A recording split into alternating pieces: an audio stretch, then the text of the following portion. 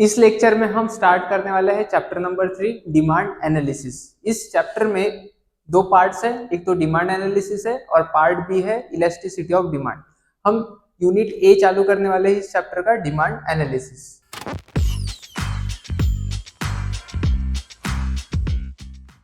तो क्या है डिमांड एनालिसिस, ये पता करने से पहले अपन ये जान लेते हैं कि कितना इंपॉर्टेंट चैप्टर है ये अपने एग्जाम के लिए। 2022 में 11 मार्क्स का उतरा था इस चैप्टर में से, 2023 में महाराष्ट्र बोर्ड के पेपर में 7 मार्क का और 2024 में 11 मार्क का। तो 7 से लेकर 11 मार्क के क्वेश्चन इस चैप्टर में से आते हैं। अब जितना मैंने एनालिसिस किया है उसके बेसिस पे मुझे ये पता चला है कि डिटेल क्वेश्चन ज्यादा पूछे जाते हैं as compare to small questions, और ग्राफ रिलेटेड क्वेश्चंस ज्यादा पूछे जाते हैं क्योंकि इस चैप्टर में स्कोप रहता है ग्राफ रिलेटेड क्वेश्चंस पूछने का। तो ये दोनों क्वेश्चंस, टाइप ऑफ क्वेश्चंस पे तुम्हें ज्यादा फोकस करना है और ये चीज याद रखना है कि हाँ सच में इंपॉर्टेंट चैप्टर 10 से 11 मार्क का उतरता है।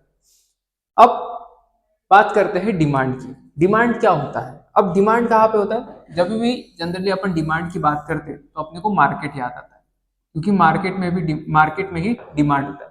मार्केट में दो तरीके के लोग होते हैं, एक तो हो गया बायर और दूसरा होता है seller. Seller goods and services को सेल करता है, बायर उसको परचेज करता है और दोनों के बीच में ट्रांजेक्शन होता है एक स्पेसिफिक प्राइस पे। बट ये जो बायर होता है, ये बायर ही ऐसा बोला जाता है कि डिमांड क्रिएट करता है, और जो सेलर होता है ये ऐसा बोला जाता है कि सप्लाई क्रिएट करता है। बट ये डिमांड एंड सप्लाई है क्या? हम तो इस चैप्टर में सिर्फ डिमांड पे फोकस करेंगे। अब डिमांड क्या है कि हम जनरली जानते हैं कि हम अगर कोई गुड्स एंड सर्विस खरीदना चाहते तो हम उसको क्या बोलते हैं? डिमांड बोलते हैं। कि लोग अगर बहुत वो गुड्स एंड सर्विसेज को खरीदना चाह रहे हैं, उनकी बहुत डिजायर है उस गुड्स एंड सर्विस को खरीदने की, तो हम बोलते हैं कि मार्केट में उस गुड्स की बहुत डिमांड बढ़ गई है। ठीक है, बट इकोनॉमिक्स के सेंस में डिमांड की डेफिनेशन थोड़ी ज्यादा बड़ी है। सबसे पहले डिमांड कहलाने के लिए पहले डिजायर होना चाहिए।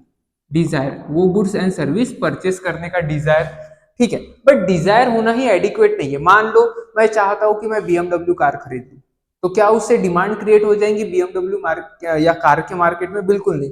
क्यों? क्योंकि डिजायर के साथ चाहिए, डिजायर होने से कुछ नहीं होता। डिजायर तो एक गरीब पर्सन की भी रहती है कि वो महल खरीद ले वगैरह वगैरह। डिजायर के साथ चाहिए एबिलिटी, एबिलिटी चाहिए खरीदने की। ठीक है, डिजायर यानी खरीदने की इच्छा, एबिलिटी यानी खरीदने की ताकत। बट ठीक है, समझ लो कि एक कोई पर्सन है तो कार खरीदना चाहता है और कार की प्राइस है 20 लाख रुपए। ठीक है, 20 लाख रुपए कार की प्राइस है। अब उसको कार खरीदने की इच्छा ही है, उसे बहुत अच्छी लगती है ये कार, और उसकी एबिलिटी है क्योंकि उसकी मान लो उसकी जो वर्थ है, इसके पास जो एसेट्स है वो है 1 करोड़ की। ठीक है, 1 करोड़ की उसके पास घर हो सकता है, कुछ भी हो सकता है, उसके पास 1 करोड़ की एसेट्स है, मतलब उसके पास एबिलिटी है। बट जरूरी नहीं ना कि हर बार तुम्हारे पास अगर एबिलिटी है और तुम्हें अगर कोई चीज चाहिए तो तुम हर बार वो चीज खरीद लेते हो। फॉर एग्जाम्पल, सबके पास यहाँ पे आईफोन या लेटेस्ट आईफोन जो भी आने वाला है या जो भी आया है वो खरीदने की एबिलिटी है, तो क्या हर पर्सन आईफोन खरीदता है? नहीं, क्योंकि एक फैक्टर और मैटर करता है, वो है कि ये रिसोर्सेज जो हमारे पास है उसको उस चीज पे खर्च करने की विलिंगनेस। विलिंगनेस, ठीक है, विलिंगनेस चाहिए। तो सबसे पहले वो गुड्स को परचेस करने की इच्छा चाहिए, फिर एबिलिटी चाहिए और विलिंगनेस चाहिए। और जब ये तीन चीजें किसी भी पर्सन के पास होती है किसी स्पेसिफिक गुड्स के लिए, तो हम बोल सकते हैं कि उस पर्सन ने मार्केट में क्या क्रिएट की है? उस गुड्स एंड सर्विसेज के लिए डिमांड क्रिएट की है। तो तीनों चीजें चाहिए, सिर्फ डिजायर होने से कुछ नहीं होता। बट ये ध्यान रखने वाली बात है कि डिजायर क्यों होती है कोई गुड्स एंड सर्विस को परचेस करने की और उस पर खर्च करने की? डिजायर इसलिए होती है क्योंकि गुड्स एंड सर्विसेज अपने को सेटिस्फेक्शन प्रोवाइड करते हैं। गुड्स एंड सर्विसेज क्या प्रोवाइड करते हैं? सेटिस्फेक्शन। अब सेटिस्फेक्शन प्रोवाइड करते हैं, इसका मतलब ही क्या होता है कि उनमें क्या है? यूटिलिटी है। तो ये डिजायर जनरेट होती है एक चीज की वजह से, यूटिलिटी की वजह से। किस चीज की वजह से जनरेट हुई डिजायर? यूटिलिटी की वजह से। सर एक गुड्स एंड सर्विस था, इस गुड्स एंड सर्विस से हमें मिलने वाला था सेटिस्फेक्शन, और सेटिस्फेक्शन मिलने वाला था, उसी को हमने बोला था इकोनॉमिक्स में यूटिलिटी। और ये सेटिस्फेक्शन डिराइव करने के लिए ही हमने वो गुड्स एंड सर्विस क्या कर दिया, परचेस कर लिया, यानी मार्केट में डिमांड क्रिएट कर दी। ठीक है, तो मार्केट में डिमांड क्रिएट की। तो डिमांड का बेसिस कौन बना? डिमांड का बेसिस बना utility. Utility is basis for demand. Utility के बेसिस पे ही डिमांड क्रिएट होती है। ठीक है, ये पॉइंट इंपॉर्टेंट है, ये पॉइंट याद रखना है। यूटिलिटी से वो परचेस करने की और खुद को सेटिस्फाई करने की desire backed by ability and willingness creates a demand. तो ये होता है स्ट्रक्चर डिमांड का। तो डिमांड के लिए बहुत ही इंपॉर्टेंट इक्वेशन है। ठीक है, तो ये तीन चीजें जब भी डिमांड आएंगी, वो तीन चीजें हमेशा तुमने याद रखनी है। अब बढ़ते हैं डेफिनेशन की तरफ। According to Behman, the demand for anything at a given price is the amount of it which will be bought per unit of time at that price. अगर मैं बोलता हूं कि मान लो आईफोन की डिमांड ज्यादा है, ठीक है, तो मैंने यहाँ पे क्या कर दिया, मैंने ये इनकम्प्लीट सेंटेंस यूज किया, क्योंकि जब भी मैं डिमांड बोलता हूं मुझे ये तीन चीजें याद रखनी पड़ेंगी। ठीक है, सबसे पहला क्या है, डिमांड मुझे बताना पड़ेगा किस पर्सन के लिए या मार्केट के लिए। तो ठीक है, मैंने बता दिया कि एक मार्केट के लिए, ठीक है, इंडियन मार्केट के लिए बता दिया। ठीक है, नेक्स्ट मुझे बताना पड़ेगा कि किस टाइम के हिसाब से और किस प्राइस के हिसाब से। ठीक है, तो समझना, अगर ये आईफोन जो लेटेस्ट आईफोन है ये अगर 100 रुपए में बिकने लगा तो हर कोई खरीदना चाहेगा, हर किसी की विलिंगनेस, एबिलिटी और डिजायर होंगी। बट इसीलिए हमें क्या बताना पड़ता है, साथ साथ में प्राइस भी बताना पड़ता है। तो डिमांड ज्यादा है बट किस प्राइस पे? सर 1.5 लाख रुपए पे आईफोन की डिमांड बहुत ज्यादा है। ठीक है, अभी भी सेंटेंस इनएडिक्वेट है। अब मुझे बताना पड़ेगा कि डिमांड है यानी एक्चुअल में कितनी डिमांड है, और डिमांड हमेशा एक्सप्रेस की जाती है क्वांटिटी में। ये हमेशा याद रखना, डिमांड किस में एक्सप्रेस की जाएंगी? क्वांटिटी में। तो मैं ये बोल सकता हूं कि इंडियन मार्केट में 1,50,000 रुपए पे आईफोन्स की डिमांड है। कितनी डिमांड की जा रही है आईफोन्स? मान लो 20,000 आईफोन्स डिमांड किए जा रहे हैं इंडिया में। 20,000 कम हो गया, 2 लाख आईफोन्स। ठीक है, अब ये भी बता दिया। और एक चीज रह गई जो इंपॉर्टेंट है, वो है टाइम। ठीक है, इन 2 लाख आईफोन्स पर ईयर की डिमांड है। तो जब मैं डिमांड बोलता हूं तो सिर्फ गुड्स का नाम लेने से फर्क नहीं पड़ता, या गुड्स का नाम लेने से चीजें कंप्लीट नहीं होती। मुझे पहले बताना पड़ेगा कि कहां पे डिमांड है, फिर बताना पड़ेगा कौन से प्राइस पे डिमांड है, और बताना पड़ेगा कौन से प्राइस पे कितनी डिमांड है और कितने पीरियड के लिए चीजें बताई जा रही है। ठीक है, तो तुम ये भी बोल सकते हो कि ब्रेड के लिए पुणे में, ठीक है, पुणे के मार्केट में 20 रुपए पर पैकेट पे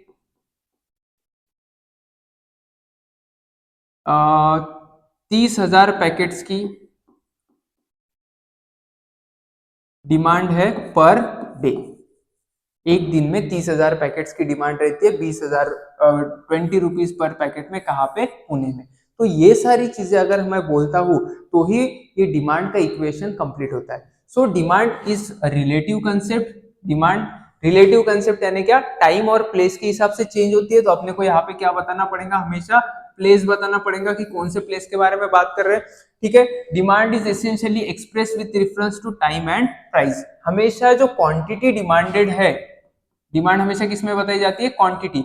वो किसके रिलेशन में बताई जाएंगी? वो प्राइस के रिलेशन में बताई जाएंगी। जैसे अपन ने यहाँ पे देखा कि मैंने बोला कि 20,000 या 2 लाख क्वांटिटी की डिमांड है, बट कौन से प्राइस पे? 1.5 लाख के। यहाँ पे भी बोला कि 30,000 क्वांटिटी की डिमांड है, बट कौन से प्राइस पे? 20 रुपए पर पैकेट पे। तो हमेशा क्वांटिटी एक्सप्रेस की जाएगी in terms of with respect to price. और तीसरा, demand is expressed in quantity of goods and services. हमेशा क्वांटिटी में, क्वांटिटी कुछ भी हो सकती है, तुम केजी यूज करो, तुम यूनिट्स यूज करो, बट डिमांड हमेशा क्वांटिटी में बताई जाती है। अब डेफिनेशन पे वापस आते हैं। Demand for anything at a given price is amount of it, amount यानी quantity of it which will be bought per unit of time. एक टाइम, वो कुछ भी हो सकता है, पर यूनिट टाइम। आप डे की बात करो, 1 डे की बात करो या ईयर की बात करो, कोई फर्क नहीं पड़ता। एट दैट प्राइस मतलब हमेशा क्वांटिटी विथ रेफरेंस टू तुम्हें प्राइस बतानी पड़ेगी। ठीक है, तो अगर 1.5 लाख पे 2 लाख लोग अगर आईफोन खरीदने के लिए तैयार है, तो वो क्या हो गई? 2 लाख डिमांड हो गई एट प्राइस 1,50,000 रुपीज। ठीक है, तो ये समझ में आ गया। अब आगे बढ़ते हैं डिमांड शेड्यूल। डिमांड शेड्यूल क्या होता है? डिमांड शेड्यूल एक टेब्यूलर रिप्रेजेंटेशन है किस चीज का? दो चीज बताती है, price and quantity of particular commodity. एक पर्टिकुलर कमोडिटी कितनी सेल की जाती है या कितनी डिमांड है उस पर्टिकुलर मार्केट में, वो बताने के लिए जो टेबल अपन बनाते हैं उसको ही डिमांड शेड्यूल बोलते हैं। अब डिमांड शेड्यूल दो तरीके के होते हैं, इंडिविजुअल डिमांड शेड्यूल और market demand schedule. Individual demand schedule में हमेशा इंडिविजुअल पर्सन की डिमांड कैलकुलेट की जाती है। इंडिविजुअल पर्सन डिमांड, ठीक है। अब इसमें दो कॉलम रहते हैं। सबसे पहला कॉलम रहता है प्राइस का और दूसरा रहता है क्वांटिटी डिमांडेड का, ठीक है। अब मान लेते हैं कि किसी प्रोडक्ट की प्राइस है 10 रुपए और 10 रुपए पे क्वांटिटी डिमांडेड है 100। नेक्स्ट प्राइस कम कर देते, थोड़ा 7 रुपए कर देते और क्वांटिटी डिमांडेड 120। फिर 5 रुपए कर देते प्राइस, क्वांटिटी डिमांडेड 150। प्राइस को 3 रुपए कर देते, क्वांटिटी डिमांडेड 180 कर देते, ठीक है। तो यहाँ पे दो कॉलम बने, एक तो क्वांटिटी डिमांडेड का बना और दूसरा कॉलम किसका बना? प्राइस का बना। अब हमेशा जैसे अपन ने कहा था कि डिमांड हमेशा किसके रिलेशन में होती है सर? डिमांड यानी क्वांटिटी डिमांडेड हमेशा किसके रिलेशन में बताई जाएगी? प्राइस के रिलेशन में, और ये अपने को डिमांड शेड्यूल में देखने को मिलता है। अब ये जो डिमांड शेड्यूल मैंने निकाला कि 10 रुपए पे 100 गुड खरीदेगा, ये पर्टिकुलर इंडिविजुअल के लिए निकाला, ठीक है। वो इंडिविजुअल पर्सन भी हो सकता है, इंडिविजुअल फर्म भी हो सकता है, वो मैटर नहीं करता, बट एक इंडिविजुअल के लिए निकाला है। अब सिमिलर डिमांड शेड्यूल्स को अगर पूरे मार्केट में सारे आने वाले लोगों के डिमांड शेड्यूल को अपन ने ऐड कर दिया, मान लो 3 लोग हैं मार्केट में, इन तीनों लोगों के डिमांड शेड्यूल को ऐड कर दिया तो बनता है market demand schedule. Market demand schedule describes total demand, describes total demand for commodity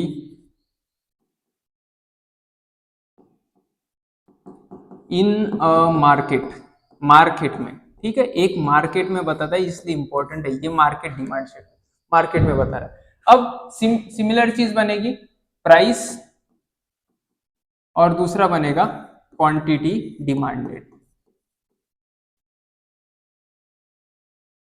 ठीक है। अब मान लो, अब समझना, प्राइस तो एक ही रहती है मार्केट के लिए तो 10 रुपए, बट जो कस्टमर्स रहते हैं मार्केट में वो ज्यादा रह सकते। तो अपन ने 3 कस्टमर्स की बात की थी, तो अज्यूम करते हैं कि 3 लोग हैं मार्केट में, ए, बी और सी, ठीक है। और मान लेते कि एक ही डिमांड थी, तो प्राइस हो गए 10 रुपए, 7 रुपए, 5 रुपए और 3 रुपए, ठीक है। ये प्राइस है, प्राइस तो मार्केट में हमेशा सेम रहती है। अब क्वांटिटी डिमांडेड लिखते, ए के लिए 120 खरीद 100 खरीदेगा, 7 पे 120 खरीदेगा, 5 पे 150 और 3 पे 180। सिमिलरली पर्सन बी की भी कोई ना कोई डिमांड रहेंगी, तो वो 10 रुपए पे 70 खरीदेगा, 7 रुपए पे 90 खरीदेगा, 5 रुपए पे 120 खरीदेगा और 3 रुपए पे 130 खरीदेगा, चलो ठीक है। सी के लिए भी वैसे ही वो 10 रुपए पे 200 यूनिट खरीदेगा, 7 रुपए पे 210 खरीदेगा, 5 रुपए पे 270 खरीदेगा और 3 रुपए पे 300 खरीदेगा, ठीक है। तो ये अपन ने क्या निकाला? इंडिविजुअल डिमांड निकाला। अब इन सबका अपने को करना पड़ेगा सम, तो अपने को ये पता चलेगा कि मार्केट में कितनी टोटल क्वांटिटी डिमांड की जा रही है।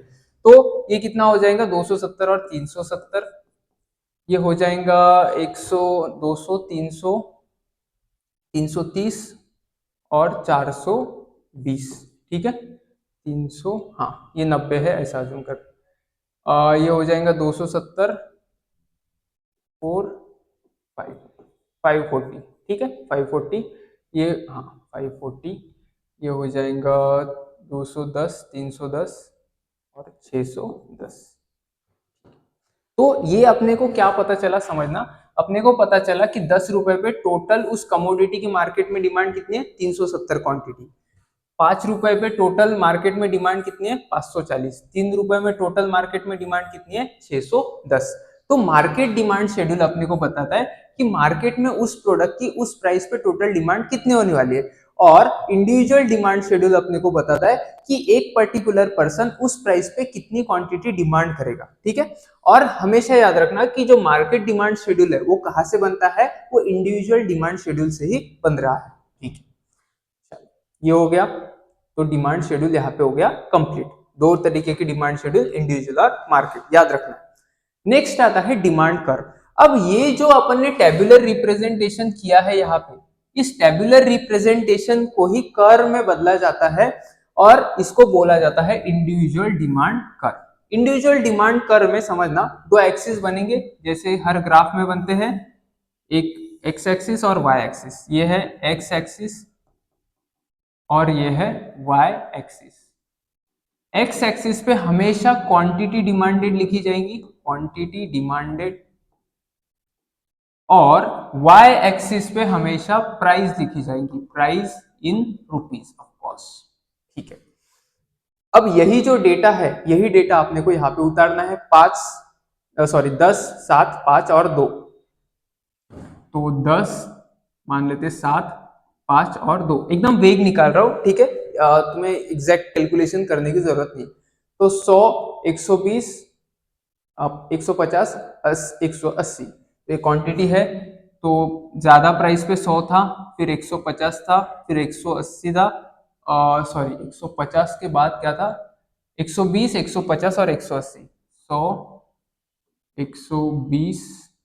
ठीक है, ये क्वांटिटी बढ़ते जा रही है। ठीक है, हाँ 150 और ये वापस क्वांटिटी बढ़ गई, इधर 180 हो गई, यहाँ पे आ गई। ठीक है, तो अब इन पॉइंट्स को अगर ज्वाइन करोगे तो अपने को एक लाइन मिलती है जिसको बोला जाता है डिमांड कर्व। डिमांड कर्व, और ये इंडिविजुअल डिमांड शेड्यूल से बना है, इसीलिए इसको बोला जाता है इंडिविजुअल डिमांड कर्व। ठीक है, ये इंडिविजुअल डिमांड कर्व क्योंकि किससे बना है, इंडिविजुअल के डेटा से बना है, इसलिए इंडिविजुअल डिमांड कर्व बोलेंगे। और इसका जो स्लोप है, वो स्लोप कैसा है, वो लेफ्ट से लेके राइट पे डाउनवर्ड स्लोपिंग है। तो ये जो कर्व कैसा है, डाउनवर्ड स्लोपिंग।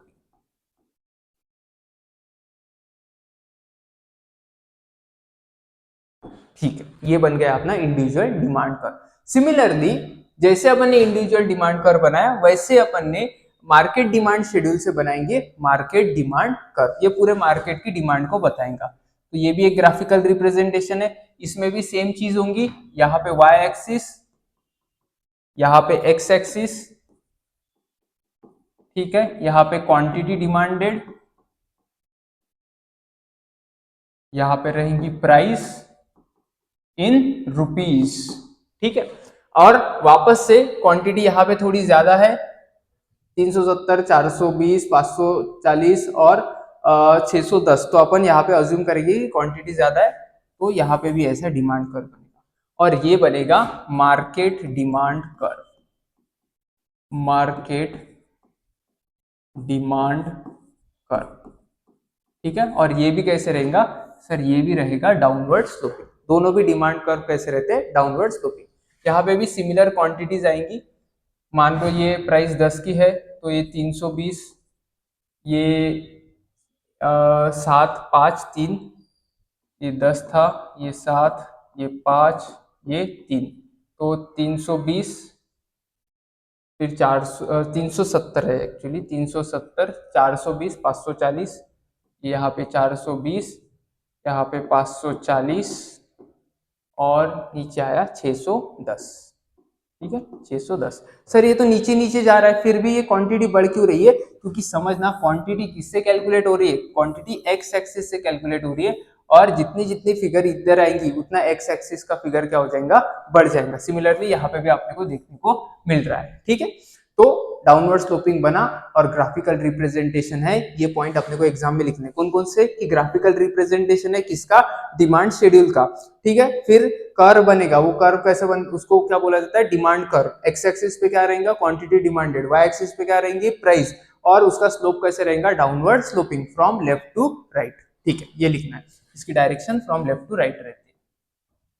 चलो ये समझा। ठीक है, ये हो गया डिमांड कर्व।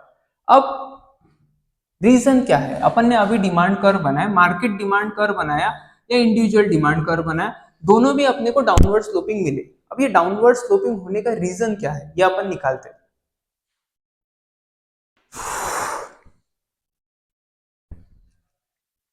चलो, अब डाउनवर्ड स्लोपिंग का एक रीजन बनता है डिमिनिशिंग मार्जिनल यूटिलिटी। क्या बोलता था डिमिनिशिंग मार्जिनल यूटिलिटी? याद है क्या? सेकंड चैप्टर में अपन ने देखा था।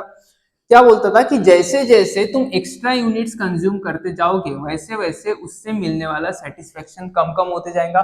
उसी को बोला था कि मार्जिनल यूटिलिटी क्या होती जाएंगी? डिक्लाइन होती जाएंगी विच ईच सब्सिक्वेंट कंजम्पशन। ठीक है, तो ये मार्जिनल यूटिलिटी हो गई मान लो, और ये हो गया, ये हो गई मार्जिनल यूटिलिटी, और ये हो गई यहाँ पे क्वांटिटी कंज्यूम्ड या क्वांटिटी इन स्टॉक। ठीक है, चलो अब समझना कि अपन ने बात किया था कि अगर सेटिस्फेक्शन ज्यादा मिलता है किसी भी चीज को कंज्यूम करने से, तो अपन उसके लिए ज्यादा प्राइस पे करने के लिए तैयार होते हैं। और जैसे जैसे सेटिस्फेक्शन कम कम होते जाता है, मतलब जैसे जैसे यूटिलिटी कम कम होती जाती है, वैसे वैसे अपन प्राइस भी कम कम पे करने के लिए तैयार होते हैं। मान लो फर्स्ट ग्लास ऑफ वाटर है, तुम बहुत प्यासे हो और फर्स्ट ग्लास ऑफ वाटर किसी ने तुम्हें ऑफर किया और बोला उसके लिए तुम्हें 100 रुपए देने पड़ेंगे, तो तुम तुरंत से दे दोगे। एक गिलास पानी पीने के बाद सेकंड ग्लास भी उसने ऑफर किया, अब उसने बोला ये गिलास भी 100 रुपए का है, कि तुम क्या बोलोगे? नहीं यार, 100 रुपए बहुत ज्यादा हो गए, कुछ कम करो। तो उस केस में तुम बार्गेन करके मान लो 80 पे आ जाओगे। तीसरे ग्लास से मिलने वाला सेटिस्फेक्शन और कम होगा, क्योंकि ऑलरेडी तुम 2 ग्लास कंज्यूम कर चुके हो वाटर के, तो उसके लिए तुम मान लो 50 रुपए ही पे करोगे। तो क्या हो रहा है? सब्सिक्वेंट कंजम्पशन से मिलने वाला सेटिस्फेक्शन कम कम होते जा रहा है, और जैसा सेटिस्फेक्शन कम कम होते जा रहा है तुम प्राइस भी कम कम पे करते जा रहे हो। तो इसीलिए यहाँ पे देखने को मिलता है ग्राफ में कि एक्स एक्सिस क्या रहती है? एक्स एक्सिस क्वांटिटी डिमांडेड रहती है। जैसे जैसे हमारे पास ज्यादा क्वांटिटी आती जाती है, वैसे वैसे उससे मिलने वाला सेटिस्फेक्शन कम कम होते जाता है, और जैसे जैसे उससे मिलने वाला सेटिस्फेक्शन कम होता है, हम प्राइस भी कम पे करते हैं उसके लिए। सिंपल चीज, बहुत सिंपल, समझा? कि मिलने वाला सेटिस्फेक्शन कम कम होते जा रहा है, तो उसके लिए प्राइस भी कम कम पे करेंगे, और इसी से बनता है फिर डाउनवर्ड स्लोपिंग डिमांड कर्व। बहुत ही सिंपल। ठीक है, तो यहाँ पे सेटिस्फेक्शन बहुत ज्यादा होगा, फिर यहाँ पे दूसरे कमोडिटी से, पहले यूनिट से तो ज्यादा रहता है, दूसरे से उससे कम रहेगा, तीसरे से उससे कम रहेगा, चौथे से उससे कम रहेगा, पांचवे से उससे कम, तीसरा, चौथा और पांचवा। ठीक है, तो ये स्लोपिंग डाउनवर्ड होती जाएंगी। तो ये अल्फ्रेड मार्शल ने बोला था एक्चुअली कि जो डाउनवर्ड स्लोपिंग डिमांड कर्व है उसका रीजन क्या है? Diminishing marginal utility. We have seen that marginal utility goes on diminishing with increase in the stock of commodity. Stock of commodity यानी जो कमोडिटी तुम्हारे पास है या जो कमोडिटी तुमने कंज्यूम की है, and vice versa. Vice versa यानी कि उल्टा भी हो सकता है कि जैसे जैसे यूनिट बढ़ते गए डिमिनिशिंग यूटिलिटी कम होती गई, मार्जिनल यूटिलिटी कम होती गई, जैसे जैसे यूनिट कम करोगे वैसे वैसे यूटिलिटी भी बढ़ जाएगी। ठीक है, यही बात कही हुई।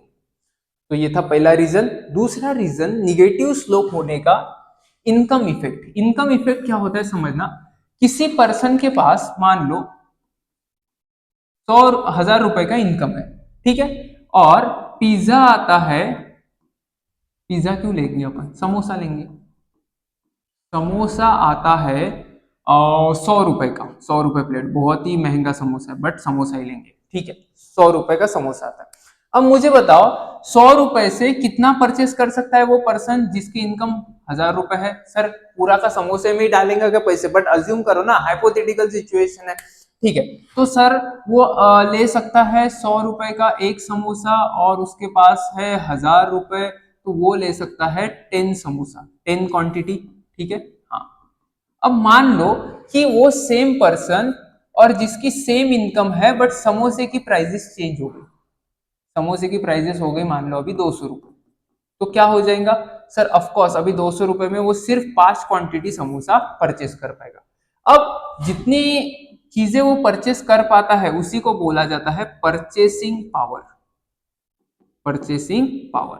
और जैसे जैसे चीजों के दाम बढ़ते जाते हैं वैसे वैसे उसकी परचेसिंग पावर कम कम होती जाती है, और जैसे जैसे परचेसिंग पावर कम होती जाती है वो कम यूनिट्स खरीद सकता है, और इसी की वजह से जैसे जैसे प्राइस बढ़ते जाती है, ये जैसे जैसे प्राइस बढ़ते जाती है वैसे वैसे उसकी क्वांटिटी डिमांडेड कम होती है, और जैसे जैसे प्राइस कम होती है उसकी परचेसिंग पावर बढ़ जाती है, तो वो ज्यादा क्वांटिटी डिमांड करता है, और वापस से ज्यादा क्वांटिटी, प्राइस कम हो गई यहाँ पे तो क्वांटिटी ज्यादा, और वापस से एक डाउनवर्ड स्लोपिंग कर्व बन जाता है। ठीक है, तो ये भी एक रीजन है, ऊपर का भी एक रीजन है। ठीक है, ये अलग इकोनॉमिस्ट ने दिया है, वो अलग इकोनॉमिस्ट ने दिया है, बट दोनों के रीजन वैलिड है। In the case of normal goods यानी ऐसे गुड्स जो लॉ ऑफ डिमांड को फॉलो करते हैं, यानी law of downward sloping curve को फॉलो करते हैं। When the price fall, purchasing power that is real income, purchasing power को क्या बोला गया है, real income, purchasing power is equivalent of real income. ठीक है, उसका रियल इनकम क्या होता है, जैसे जैसे प्राइस कम होती है उसका रियल इनकम बढ़ जाता है, उसका रियल इनकम इंक्रीज होता है, which enables him to buy more of that commodity, this is known as income effect. अपन ने उल्टा लिया था कि उसकी परचेसिंग पावर कम हो गई। सिमिलरली अगर दाम कम हो जाते हैं, मान लो इधर 100 रुपए, सॉरी 1000 रुपए की इनकम और दाम हो गए 50, तो वो कितना, अभी उसका परचेसिंग पावर कितना हो जाएगा, 20 समोसे का उसका परचेसिंग पावर हो जाएगा। ठीक है, तो ये इधर भी जा सकती है, इधर भी जा सकती है, डिपेंड करता है कि प्राइस में चेंजेस क्या है। और एक अपने को पैटर्न यहाँ पे देखने को मिला कि जैसे जैसे प्राइस कम हो गई उसकी परचेसिंग पावर बढ़ गई, और जैसे प्राइस ज्यादा हुई उसकी परचेसिंग पावर कम हो गई, उसी की वजह से ये डाउनवर्ड स्लोपिंग कर्व अपने को मिला है। ठीक है, आगे बढ़ते हैं, सब्सटीट्यूशन इफेक्ट। सब्सटीट्यूशन यानी क्या, सब्सटीट्यूट यानी क्या, उन दो प्रोडक्ट को सब्सटीट्यूट बोला जाता है जो सिंगल वांट को सेटिस्फाई करने में मदद करता है। ठीक है, तो मॉर्निंग फ्रेशनेस, अगर मॉर्निंग में फ्रेशनेस चाहिए, ये अपनी वांट है, तो अपन क्या करते हैं, एक तो कॉफी कंज्यूम करते हैं या फिर टी कंज्यूम करते हैं। दोनों में से कुछ भी कंज्यूम किया तो अपने को क्या मिलता है, जो हमारी वांट है वो हमारी वांट सेटिस्फाई हो जाती है, कुछ भी कंज्यूम करो, कॉफी या टी। तो दोनों ही चीजें अपनी एक सिंगल वांट को सेटिस्फाई कर सकती है, तो उस दोनों प्रोडक्ट को बोला जाता है सब्सटीट्यूट। क्यों, क्योंकि एक के बदले तुम दूसरा कंज्यूम कर सकते हो। मान लो तुम्हारे पास टी नहीं है अवेलेबल, तो टी की जगह क्या कर सकते हो, तुम कॉफी कंज्यूम कर सकते हो। ठीक है, तो ये सब्स्टिट्यूट हो गए एक दूसरे के।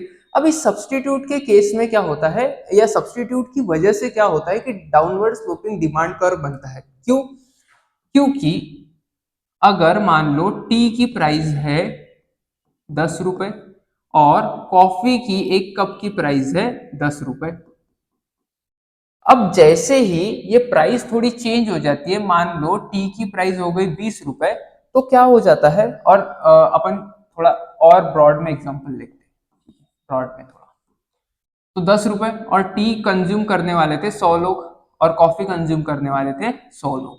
ठीक है, और जैसे ही टी की प्राइस 20 रुपए हो जाती है ना, तो कुछ लोग टी कंज्यूम करना छोड़ देते हैं, क्योंकि उनकी अफोर्डेबिलिटी से बाहर चली जाती है टी, और वो शिफ्ट हो जाते हैं कॉफी के ऊपर। तो मान लो सिर्फ अभी 80 लोग ही टी कंज्यूम करते हैं, और कॉफी जो अभी भी 10 रुपए पे चल रही है वो कितने लोग कंज्यूम करेंगे, 120 रुपए। तो इससे क्या हो गया समझना, जैसे प्राइस बढ़ी वैसे जो क्वांटिटी डिमांडेड है वो क्वांटिटी डिमांडेड घट गई। तो प्राइस बढ़ी और क्वांटिटी घट गई है।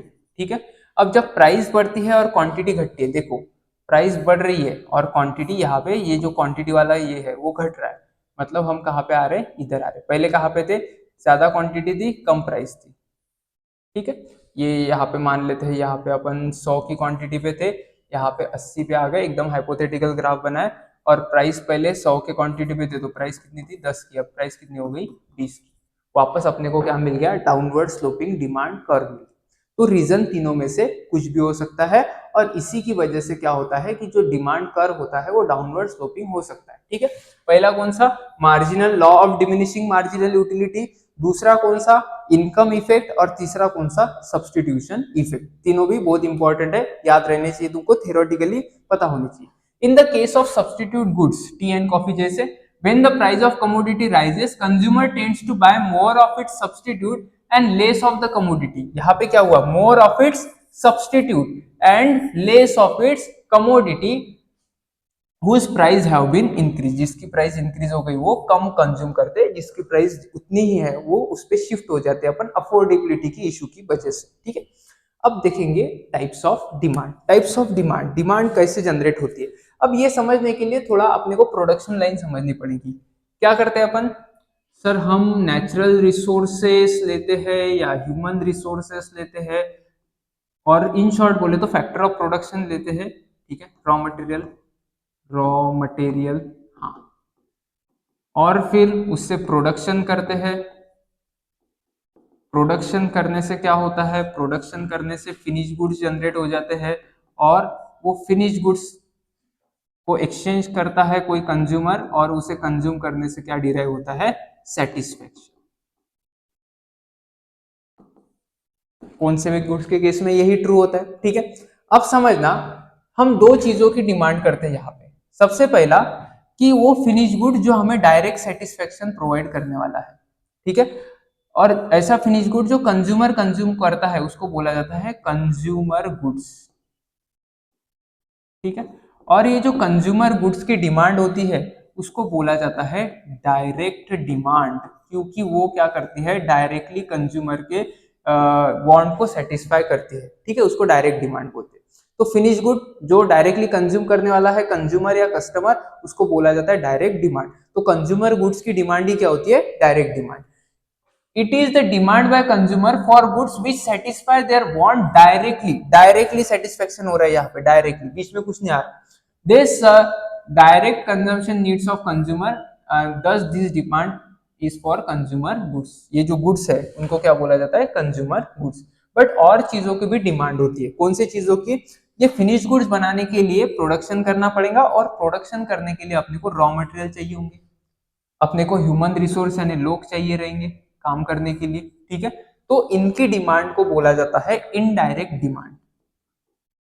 इनडायरेक्ट डिमांड क्यों, क्योंकि ये हमारी डायरेक्टली वांट्स को सेटिस्फाई कर रहे हैं क्या, नहीं, ये उस चीज को बनाने में मदद कर रहे हैं जो हमारी वांट को सेटिस्फाई करेगी। तो इनडायरेक्टली इसकी डिमांड इसीलिए है क्योंकि ये फिनिश गुड्स को बनाने वाले हैं और फिनिश गुड्स हमें सेटिस्फेक्शन प्रोवाइड करने वाला है, इसीलिए उसको इनडायरेक्ट डिमांड के इसमें जाता है। और ये जो गुड्स एंड सर्विसेज जो प्रोडक्शन में यूज होते हैं उनको बोला जाता है प्रोड्यूसर्स गुड्स। ये कंज्यूमर नहीं होते, ये प्रोड्यूसर्स गुड,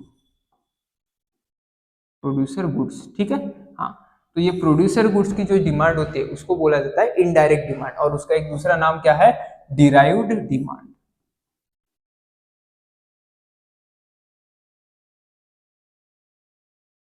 ठीक है, तो इनडायरेक्ट डिमांड कहो या डिराइव्ड डिमांड कहो, सेम रहता है। Indirect demand is also known as derived demand. It refers to demand for goods which are need for further production. Further production यानी ये देखो प्रोडक्शन के लिए जरूरी है। It is demand for producers good. All factors of production have indirect or derived demand. Factors of production यानी क्या, जो प्रोडक्शन करने में मदद करते हैं। कौन कौन से होते हैं factors of production, land, labour, capital, entrepreneur. ठीक है, ये हमारे फैक्टर्स ऑफ प्रोडक्शन रहते हैं। इनकी डिमांड हम क्यों करते हैं, इनकी डिमांड हम कुछ चीजें प्रोड्यूस करने के लिए करते हैं, इसीलिए वो इनडायरेक्ट डिमांड होती है। For example demand for workers in a sugar factory is direct demand और इनडायरेक्ट डिमांड, एग्जांपल भी दिया है। ठीक है, तो इस पे डिफरेंस बिटवीन आ सकता है। डिफरेंस बिटवीन में ये लिखना कि ऐसे गुड्स की डिमांड जो डायरेक्टली वांट को सेटिस्फाई करती है उसको डायरेक्ट डिमांड बोलते हैं। ऐसे गुड्स की डिमांड जो हम फर्दर प्रोडक्शन के लिए यूज करते हैं उसको डिराइव्ड डिमांड या उसको इनडायरेक्ट डिमांड बोलते हैं।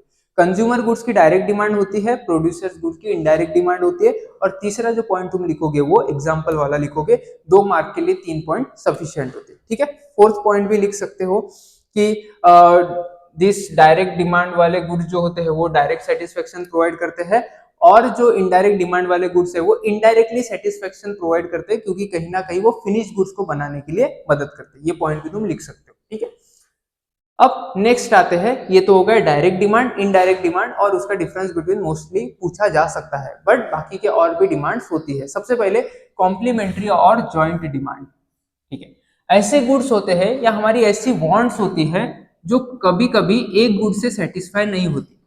जैसे मेरी वांट है कि मुझे लिखना है, तो लिखने के लिए दो चीजें चाहिए। क्या क्या चाहिए सर, पेन चाहिए, जो प्लास्टिक पेन की बॉडी है वो पेन चाहिए, और मुझे इंक चाहिए। ठीक है, और दोनों को एक साथ कंज्यूम करूंगा तभी मेरी वांट सेटिस्फाई होंगी। तो ऐसे दोनों गुड्स जो एक साथ कंज्यूम करने पड़ते हैं उनको कॉम्प्लीमेंट्री गुड्स बोले जाते हैं। ठीक है, अब ये कॉम्प्लीमेंट्री गुड्स से क्या होता है समझना, कि अगर अचानक से पेन की डिमांड बढ़ गई, मान लो लोगों ने बहुत फाउंटेन पेन खरीदना चालू कर दी, तो बाय डिफॉल्ट इंक भी उन्हें खरीदना पड़ेगा, तो पेन की डिमांड बढ़ने से अचानक इंक की डिमांड भी बढ़ जाएगी। ठीक है, तो ऐसे डिमांड को, जो इंक की डिमांड बढ़ी है वो किसकी वजह से बढ़ी है, वो पेन की डिमांड की वजह से बढ़ी है, तो उस डिमांड को बोला जाएगा complementary demand. When two or more goods are demanded jointly to satisfy single want, they are known as joint or complementary demand. For example, car and fuel. अपन ने लिया पेन एंड इंक। फिर आता है composite demand. Composite demand यानी क्या, यहाँ पे उल्टा है। क्या था, एक वांट थी, दो गुड्स थे। यहाँ पे उल्टा क्या रहेगा, एक गुड्स रहेंगे, एक गुड, और वो हमारी बहुत सारी वांट को सेटिस्फाई करेगा। जैसे वांट वन हो गया, want two and want three. ठीक है, यहाँ पे मल्टीपल वांट को सेटिस्फाई कर रहा है कौन, एक गुड। ठीक है, तो ऐसे गुड्स की डिमांड को बोला जाएगा कंपोजिट डिमांड। एग्जांपल आता है इलेक्ट्रिसिटी। इलेक्ट्रिसिटी अपने को बहुत सारे अप्लायंसेस को चलाने के लिए मदद करता है, जैसे फैन हो गया, ठीक है, हमारे पास इलेक्ट्रिक व्हीकल है तो वो हो गया, ठीक है, कंप्यूटर हो गया। तो ये सब हमारे वांट को, बहुत सारी वांट को सेटिस्फाई कर रहा है। फैन, ईवी या कंप्यूटर की वांट को एक सिंगल गुड्स या सर्विस अपने को सेटिस्फाई करा के दे रहा है। तो ये सिंगल गुड्स एंड सर्विसेज की डिमांड कौन सी हो जाएंगी, कंपोजिट डिमांड। आगे बढ़ते हैं कॉम्पिटिटिव डिमांड। कॉम्पिटिटिव डिमांड रहती है सब्सटीट्यूट्स के लिए। सब्सटीट्यूट यानी क्या, कि एक वांट है और उस वांट को सेटिस्फाई किया जा सकता है कौन से भी एक गुड से, या एक तो वो वांट तुम गुड्स वन से सेटिस्फाई करो, और तुम वो वांट गुड टू से सेटिस्फाई करो। जैसे आइदर तुम वो वांट टी से सेटिस्फाई करो जो अपन ने देखी थी, या फिर कॉफी से सेटिस्फाई करो। तो टी और कॉफी क्या हो गया, और होने के कारण एक दूसरे के वो हो गए सब्सटीट्यूट्स। ठीक है, अब एक की डिमांड अगर घट गई, मान लो टी की डिमांड घट गई, तो बाय डिफॉल्ट कॉफी की डिमांड बढ़ जाती। मान लो लोगों ने टी कम कंज्यूम करना चालू कर दिया, तो वो शिफ्ट हो जाती किस पे, कॉफी पे। तो कॉफी की डिमांड जो बनती है उस डिमांड को बोला जाता है सब्सटीट्यूट डिमांड या competitive demand. It is demand for those goods which are substitute of each other. For example tea और कॉफी, शुगर और जैगरी। ठीक है, एक दूसरे की वजह से क्या हो गई, डिमांड बढ़ गई। यहाँ पे भी एक दूसरे की वजह से, बट उनको साथ में कंज्यूम किया जा रहा था। ठीक है, तो उसको कॉम्प्लीमेंट्री होगा, ये एक दूसरे के अल्टरनेटिव है, तो इसलिए ये कॉम्पिटेटिव हो गया। वो कॉम्प्लीमेंट्री, कॉम्प्लीमेंट्री यानी साथ में, उसको क्या बोला जाता है, जॉइंट। और ये कॉम्पिटेटिव, एक दूसरे के साथ वांट को सेटिस्फाई करने के लिए वो एक दूसरे के साथ क्या कर रहे हैं, कॉम्पीट कर रहे हैं। और यहाँ पे कंपोजिट, तीनों भी वर्ड बहुत कंफ्यूजिंग है, एक दो बार तुम्हें पढ़ के रखने पड़ेंगे ये वर्ड, ठीक है, एग्जाम से पहले। ऐसी कौन सी चीजें हैं जो डिमांड को डिटरमाइन करती है कि तुम्हारी डिमांड ज्यादा रहने वाली है या डिमांड कम रहने वाली है। डिमांड यानी क्वांटिटी डिमांडेड, तुम्हारी क्वांटिटी डिमांडेड ज्यादा रहेंगी या कम रहेंगी। ऐसी कौन कौन सी चीजें जो अफेक्ट करती है इन डिमांड को, तो वो फैक्टर्स अपने को रहते हैं और उसको बोला जाता है डिटर्मिनेंट्स ऑफ डिमांड। अभी डिटर्मिनेंट्स ऑफ डिमांड को मैंने दो फैक्टर में डिवाइड किया है, ऐसा कुछ बुक में किया नहीं है, बट समझना। ये है प्राइस फैक्टर। प्राइस फैक्टर में एक ही चीज आती है, सिर्फ प्राइस। अपन ने ये देखा था कि सर जैसे जैसे प्राइस बढ़ जाएंगी वैसे वैसे क्वांटिटी डिमांडेड कम होंगी, और जैसे जैसे प्राइस कम होंगी वैसे वैसे क्वांटिटी डिमांडेड बढ़ जाएंगी। ठीक है, तो एक दूसरे के साथ उनका क्या रहेगा, इनवर्स रिलेशनशिप रहेगा। ठीक है, एक बढ़ने से अगर दूसरा कम होता है या दूसरा बढ़ने से पहला कम होता है तो वो इनवर्स रिलेशन होता है, ये तो अपन ने देखा था। बट दूसरे भी फैक्टर्स होते हैं जिसको अपन नॉन प्राइस फैक्टर बोलेंगे, जो डिमांड को अफेक्ट करते हैं। जैसे कंज्यूमर इनकम हो गई, कस्टमर की, सब्सटीट्यूट हो गया, कॉम्प्लीमेंट्री गुड्स हो गए, कॉम्प्लीमेंट्री गुड्स के प्राइजेस हो गए, प्रोडक्ट का nature, population size, expectation, advertising, taste habit, taxation and बहुत सारे अदर्स फैक्टर्स भी आएंगे। ठीक है, तो ऐसे नॉन प्राइस और प्राइस को मैंने डिफर क्यों किया, तो ये समझना, ये जो नॉन प्राइस फैक्टर्स है ये डिमांड कर्व को अलग से ये करते हैं, अफेक्ट करते हैं, और जो प्राइस फैक्टर है वो डिमांड कर्व को अलग से अफेक्ट करता है। अब वो दोनों कैसे अफेक्ट करते हैं वो अपन देखने वाले हैं, बट पहले अपने को सीखना है कि ये डिटर्मिनेंट्स ऑफ डिमांड कैसे कैसे अफेक्ट करते हैं डिमांड को। सबसे पहला इनकम। अब क्या है, मान लो एक समोसा है, समोसा तुम्हें बहुत पसंद है मुझे पता है, इसलिए मैं समोसा का एग्जांपल लेता हूँ। ठीक है, समोसा है 100 रुपए का, बहुत महंगा है। अब ये पर्सन है, इस पर्सन की इनकम है मान लो 1,000 रुपए, तो वो जनरली नाश्ते में कितना समोसा कंज्यूम करेगा सर? 1,000 रुपए पूरा समोसे पे खर्च नहीं करेगा, तो वो समोसा उसे बहुत पसंद है तो वो एक क्वांटिटी खर्च करेगा या एक क्वांटिटी खरीदेगा। एक क्वांटिटी आती है 100 रुपए में, ठीक है। बट अचानक से उसका प्रमोशन हो गया, बॉस उससे बहुत खुश हुआ और उसकी इनकम हो गई डायरेक्ट 7,000 रुपए पर डे की बात कर रहा हूँ मैं, ठीक है। ये भी 1,000 रुपए पर डे थी, अब 7,000 हो गई। अब 7,000 हो गई और समोसे के प्राइजेस उतने ही है, समोसा आज भी एक 100 रुपए का मिल जाता है, तो अब क्या करेगा वो? अमीर होने के कारण वो बोलेगा अब 2 समोसे कंज्यूम करूंगा मैं, गरीब थोड़ी हूं मैं 2 समोसे कंज्यूम करूंगा, ठीक है। क्योंकि उसकी वांट कितने समोसे की थी? 2 समोसे की। तो जनरली ऐसा ही होता है समोसा या कौन से भी गुड्स में, देखो कि जैसे जैसे अपनी इनकम बढ़ते जाती है वैसे वैसे हम बेटर क्वालिटी ऑफ गुड्स खरीदते हैं और हमारी जो क्वांटिटी होती है परचेसिंग की वो भी सिग्निफिकेंटली इंक्रीज हो जाती है। मोस्टली अपने को एक क्लोथिंग में देखने को मिलता है, कम इनकम से कम क्लोथ्स, ज्यादा इनकम जब बढ़ जाती है तो हम ज्यादा क्लोथ्स खरीदते हैं, ठीक है। Income of a consumer decides purchasing power which in turn influences demand for the product. Purchasing power यानी क्या कि तुम्हारे इनकम से तुम कितने गुड्स एंड सर्विस खरीद सकते हो। अपन ने निकाला था ना, इसके पहले भी निकाला था, 1,000 रुपए डिवाइडेड बाय प्राइस पर गुड्स 100 रुपए, तो ये क्या हो गई? 10 क्वांटिटी। ये 10 क्वांटिटी जो हो गई मेरी परचेसिंग पावर हो गई। तो तुम्हारा जब इनकम बढ़ जाता है तो यहाँ पे देखो परचेसिंग पावर बढ़ जाती है, कैसे? हो गई 7,000 डिवाइडेड बाय 100, तो परचेसिंग पावर अचानक से हो गई 70 क्वांटिटी, ठीक है। तो तुम्हारा इनकम बढ़ने से परचेसिंग पावर बढ़ जाता है और परचेसिंग पावर बढ़ने से तुम्हारी डिमांड बढ़ जाती है। पहले एक की डिमांड थी, जैसे परचेसिंग पावर बढ़ गई तुम्हारी जो डिमांड है वो कितनी हो गई? 2 हो गई। तो इनकम बढ़ने से क्या बढ़ता है? परचेसिंग पावर, और परचेसिंग पावर बढ़ने से क्या बढ़ता है? Quantity demanded. तो मैं लिख लेता हूं यहाँ पे, इनकम, इनकम से बढ़ा परचेसिंग पावर, परचेसिंग पावर, और परचेसिंग पावर से तुम बढ़ने की वजह से तुमने बहुत ज्यादा गुड्स खरीदे तो मार्केट में क्या बढ़ गई? डिमांड बढ़ गई, ठीक है। बहुत ही सिंपल रिलेशन है। नेक्स्ट आते हैं प्राइस ऑफ सब्सटीट्यूट गुड्स। अब बहुत ही इंटरेस्टिंग है समझना। दो सब्सटीट्यूट, अभी तक जो अपन सब्सटीट्यूट कंसीडर कर रहे थे वही सब्सटीट्यूट कंसीडर करेंगे क्या? नहीं, चलो दूसरा कंसीडर करते हैं, समोसा। समोसा स्पेसिफिक वीडियो रखेंगे और कचौरी, ठीक है। समोसा और कचौरी।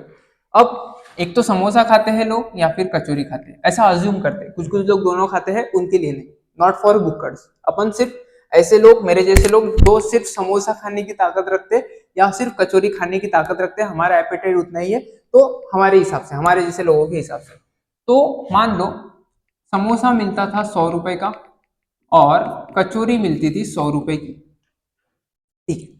आगे चल के क्या हुआ? समोसे की प्राइस बढ़ गई, हो गई 200 रुपए। अब मेरे जैसे गरीब को ये 200 रुपए का समोसा कहाँ पे अफोर्ड होने वाला था? तो मैं क्या हो गया, मैं समोसा फेवरेट होने के बावजूद भी शिफ्ट हो गया किस पे? कचौरी पे, ठीक है। अब मैं कहाँ पे शिफ्ट हो गया?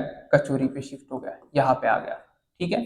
तो ये से ये समझ में आता है कि जैसे सब्सटीट्यूट की प्राइस बढ़ गई, सब्सटीट्यूट इधर लिखता हूं, सब्सटीट्यूट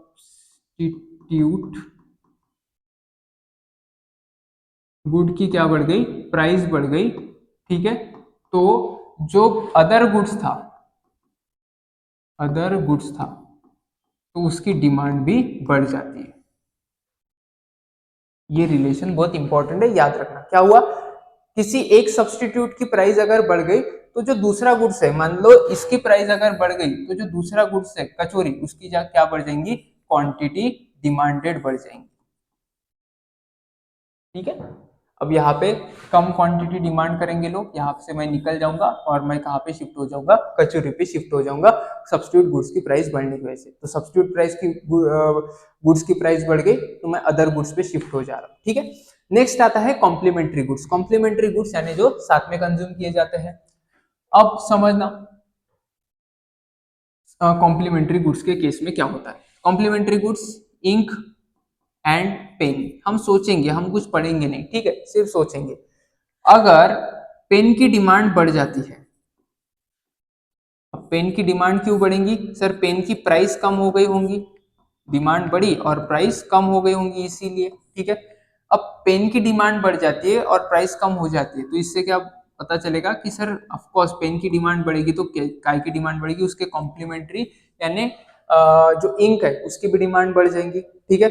और किसी की डिमांड बढ़ जाती है तो प्राइजेस क्या हो जाएंगे, कम हो जाएंगे, ठीक है। तो किसी के प्राइस कम होने से, किसी गुड्स के प्राइस कम होने से उसके कॉम्प्लीमेंट्री की डिमांड बढ़ जाती है। तो एक सिंगल गुड्स के प्राइस कम हो गए, प्राइस कम हो गए तो उसके कॉम्प्लीमेंट्री डिमांड, कॉम्प्लीमेंट्री गुड्स की डिमांड क्या हो जाएंगी, बढ़ जाएंगी,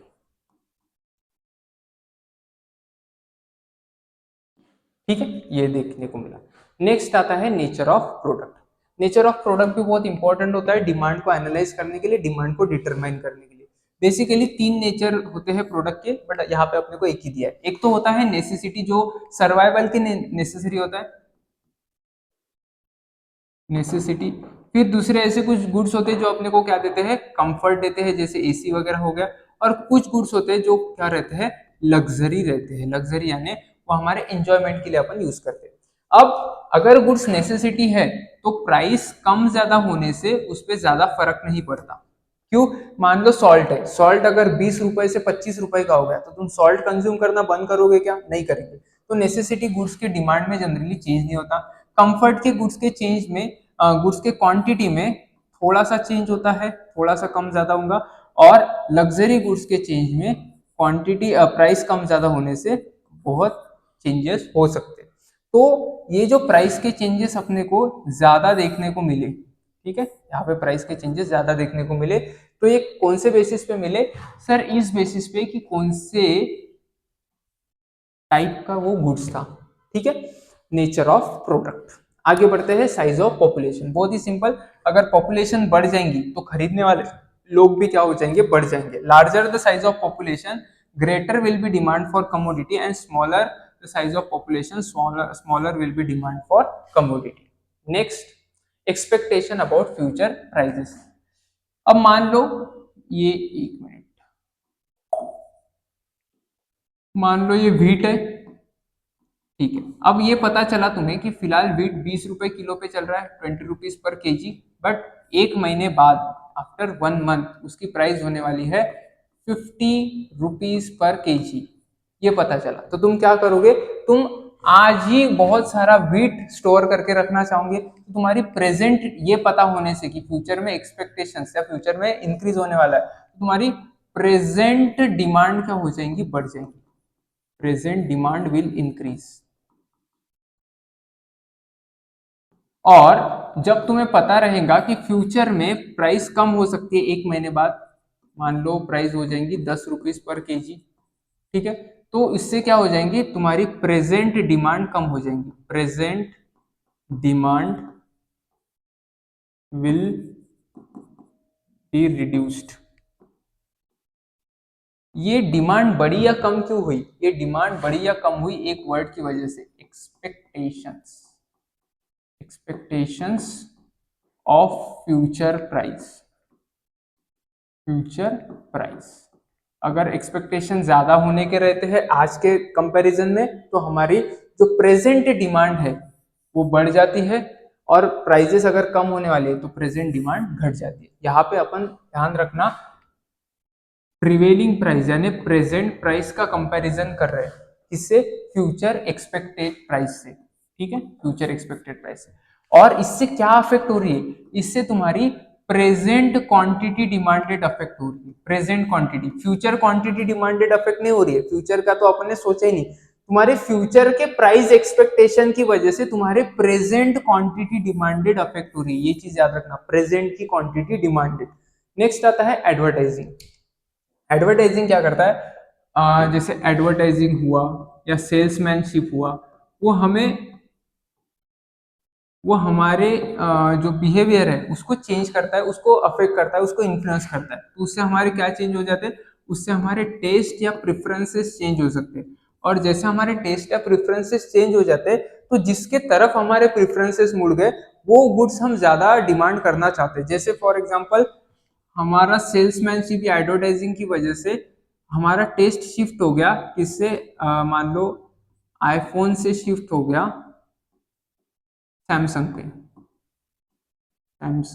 सैमसंग के फोन पे यानी एंड्रॉयड फोन पे, तो ये हमारा शिफ्ट हो गया। तो इससे क्या हो जाएगा, ये जो एंड्रॉयड फोन है उसकी क्वांटिटी डिमांडेड बढ़ जाएगी। ठीक है, बहुत ही सिंपल रिलेशन, जैसे तुम्हारे टेस्ट प्रेफरेंस चेंज होंगे वैसे वैसे उस गुड की क्वांटिटी डिमांड चेंज होंगी, और जिससे तुम्हारा टेस्ट या प्रेफरेंस हट गया है उस गुड्स की क्वांटिटी डिमांडेड कम हो जाएगी। तो ये सब कैसे हो सकता है, ये सब एडवर्टाइजमेंट और सेल्समैनशिप से पॉसिबल हो सकता है। और लास्ट आता है टेस्ट हैबिट्स या फैशन। सबसे पहले बात करते हैं हैबिट्स की। अब मुझे बताओ, अगर तुम्हारी कोई गुड्स हैबिट बन गई, मान लो हमारे सब इंडियंस की चाय ही हैबिट रहती है, हैबिट बन गई है अपनी, अपने को पता नहीं कि कितनी बड़ी हैबिट है बट बन गई है, ठीक है। अब उससे क्या हो जाएगा, अगर चाय की प्राइस थोड़ी ज्यादा भी हो जाए थोड़ी कम भी हो जाए प्राइसेस, तो हमारे क्वांटिटी डिमांडेड पे उस पर कोई फर्क नहीं पड़ेगा। It will not change, it will remain equal, it will remain same, ठीक है, क्योंकि हैबिट्स है। तो वापस से इन्फ्लुएंस किया हैबिट्स ने हमारे डिमांड को। फिर नेक्स्ट आता है फैशन। फैशन जो इन फैशन में है, इन फैशन, तो उसकी क्वांटिटी डिमांडेड हमेशा ज्यादा रहती है, और जो फैशन से बाहर चला गया आउट ऑफ फैशन उसकी क्वांटिटी डिमांडेड क्या हो जाती है, कम हो जाती है, क्योंकि लोग उसे खरीदना नहीं चाहते। ठीक है, तो फैशन का भी अपने ऊपर फर्क पड़ता है।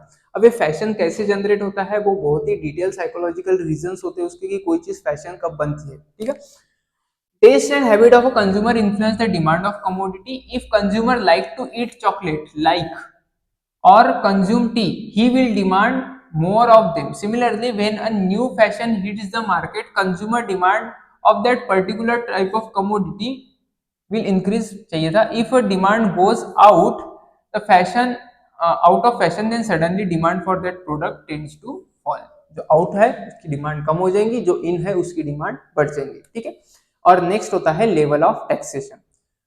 लेवल ऑफ टैक्सेशन को समझने के लिए पहले अपने को रिलेशन समझना पड़ेगा। क्वांटिटी डिमांडेड किस पे डिपेंड करता है सर, क्वांटिटी डिमांडेड हमेशा प्राइस पे डिपेंड करता है, उनका इनवर्स रिलेशन रहता है, ये अपन ने डिमांड कर्व में देखा था। अब प्राइस बनते कैसी है सर, किसी भी गुड्स की प्राइस तीन चीज से बनती है।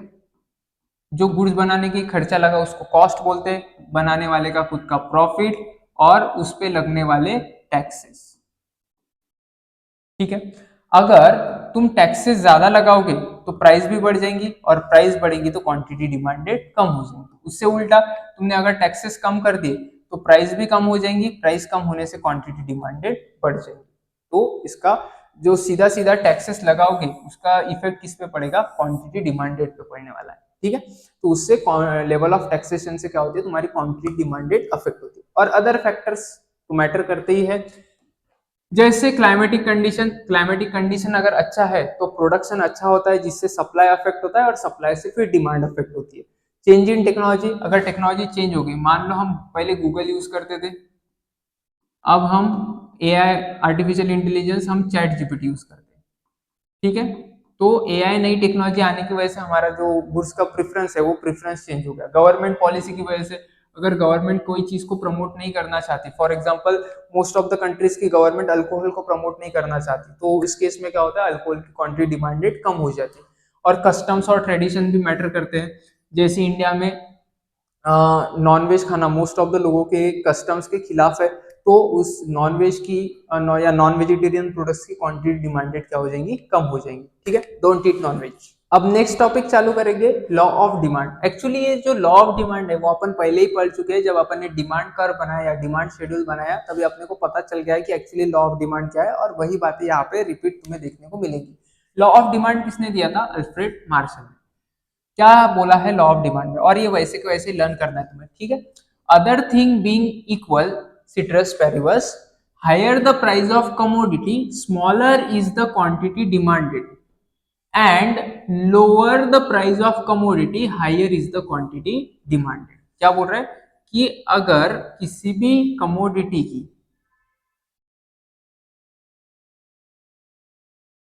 कमोडिटी की प्राइस अगर ज्यादा हो जाती है तो क्वांटिटी डिमांडेड क्या हो जाता है, कम हो जाता है। और किसी भी कमोडिटी की प्राइस, कमोडिटी यानी गुड्स एंड सर्विस, किसी भी कमोडिटी की प्राइस अगर कम हो जाती है तो क्वांटिटी डिमांडेड ज्यादा हो जाता है। तो इससे अपने को क्या देखने को मिलता है, इससे अपने को प्राइस एंड क्वांटिटी डिमांडेड का इनवर्स रिलेशन देखने को मिलता है। इनवर्स रिलेशन, ठीक है। इनवर्स रिलेशन क्या है, एक अगर ऊपर जाएगा तो दूसरा नीचे आएगा, तो ये इनवर्स रिलेशन हो गया। और इसी इनवर्स रिलेशन की वजह से अपने को जो डाउनवर्ड स्लोपिंग डिमांड कर्व है वो भी मिल जाता है, ठीक है। किसने दिया था, बहुत ही इंपॉर्टेंट है, अल्फ्रेड मार्शल ने, प्रोफेसर अल्फ्रेड मार्शल ने ये डिमांड का लॉ दिया था। अब ये जो लॉ ऑफ डिमांड है उसको अपन मैथमेटिकल फॉर्म में भी कन्वर्ट कर सकते हैं, मैथमेटिकल फंक्शन में कन्वर्ट कर सकते हैं, उसको बोलते हैं demand function. Demand function, demand function यानी क्या, डिमांड फंक्शन क्या बताता है अपने को, क्वांटिटी डिमांडेड एंड प्राइस का मैथमेटिकल रिलेशन बताता है,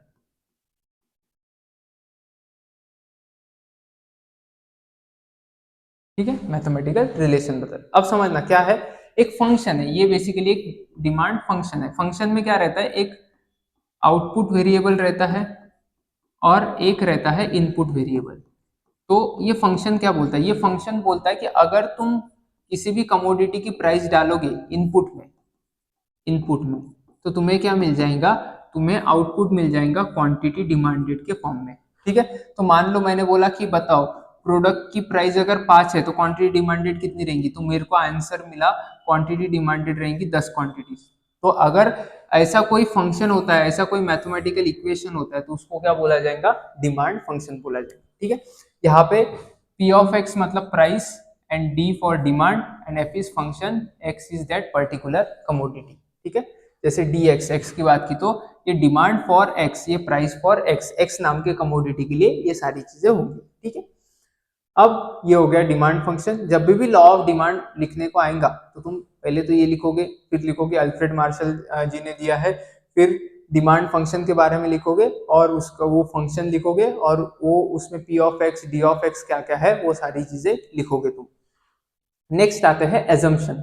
अजम्पशन क्या क्या लेने हैं, मुझे ये टॉपिक थोड़ा वेस्टफुल ही लगता है क्योंकि अजम्पशन इतनी इंपॉर्टेंट नहीं है। अगर डायरेक्ट एक लाइन में लिख देते तुम तो ये पूरा टॉपिक निपट जाता था। अपन बात करेंगे कि कौन सी वो एक लाइन है, बट अजम्पशन पढ़ लेते हैं। सबसे पहले जब लॉ ऑफ डिमांड की बात करते हैं अपन, तो हम दोनों ही क्वांटिटीज के बारे में या दोनों ही क्वांटिटी का रिलेशन लेंगे। कौन कौन सा, क्वांटिटी डिमांडेड एंड प्राइस का, इन दोनों का ही रिलेशन कंसीडर करेंगे। अब ये दोनों के रिलेशन को अगर स्टडी करना है तो क्या अज्यूम करना पड़ेगा, ये बाहर के जो फैक्टर्स होते हैं, बहुत सारे फैक्टर जो इस रिलेशन को अफेक्ट करते हैं, वो कैसे है, वो कांस्टेंट है, ऐसा अज्यूम करना पड़ेगा। बस वही चीज इस अजम्पशन में अपने को दी है। कौन कौन सी चीजें कांस्टेंट कंसीडर करनी है वो अपने को पता है।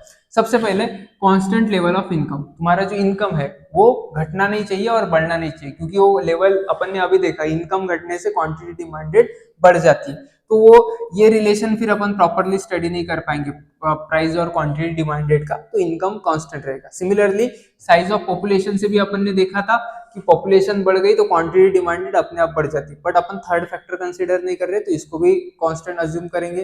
फिर अपन ये अज्यूम करेंगे कि prices of substitute goods remain constant. अगर उस गुड्स का, उस कमोडिटी का जिसके अपन क्वांटिटी डिमांडेड स्टडी कर रहे हैं, मान लो एक्स नाम की कमोडिटी है, उसकी अपन क्या स्टडी कर रहे हैं, क्वांटिटी डिमांडेड और प्राइस, तो हम ये अज्यूम करेंगे कि उसका जो सब्स्टिट्यूट प्रोडक्ट है मान लो वाई, उसकी प्राइस कभी भी चेंज नहीं होगी, उसकी प्राइस हमेशा कांस्टेंट रहेगी, ठीक है।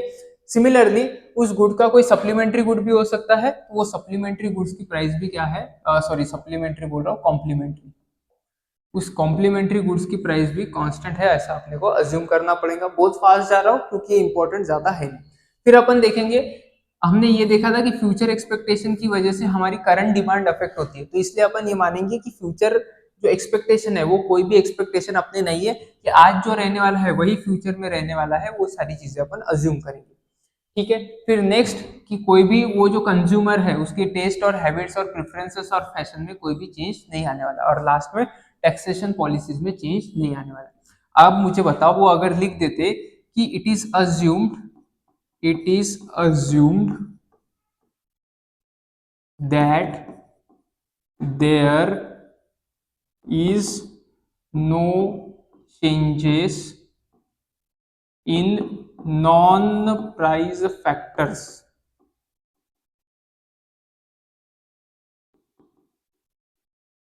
अफेक्टिंग डिमांड, तो कुछ फर्क पड़ता था क्या, सब निपट जाता था।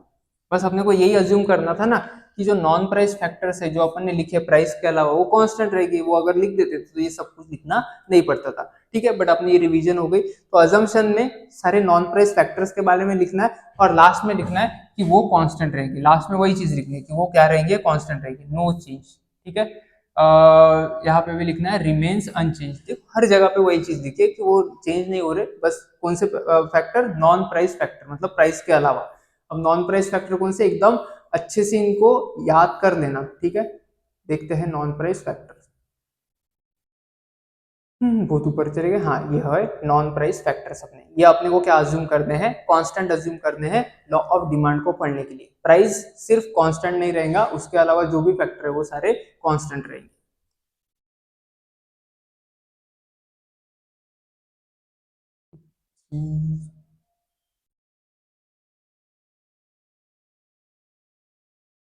अब आते हैं लॉ ऑफ डिमांड के लिमिटेशन, और सबसे इंपॉर्टेंट लिमिटेशन है उसमें गिफन पैराडॉक्स। गिफन पैराडॉक्स क्या है समझते हैं। अब मान लो कि दो क्वालिटी के गुड्स होते हैं, एक तो होता है इंफेरियर